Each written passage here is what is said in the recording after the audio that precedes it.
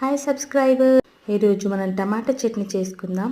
టమాటా శుభ్రంగా కడుక్కొని ఇలా కొంచెం తూడ్చేసిన తర్వాత లేదా వాటర్ అని వెళ్ళిపోయిన తర్వాత ఇలా కట్ చేసుకొని మంచిగా ఉడకబెట్టుకోవాలి. దీంట్లో సాల్ట్ మాత్రమే వేసాను.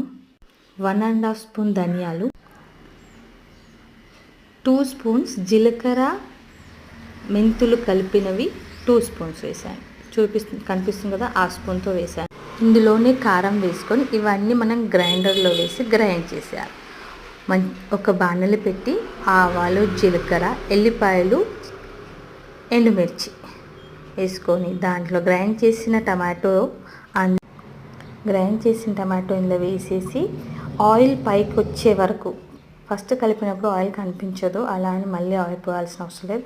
దాన్ని బాగా కలిపితే మనకు ఆయిల్ పైకి వస్తుంది. అప్పటి వరకు ఉడికించి అది ఆయిల్ వదిలేసిన తర్వాత మన టమాటా చట్నీ రెడీ. చాలా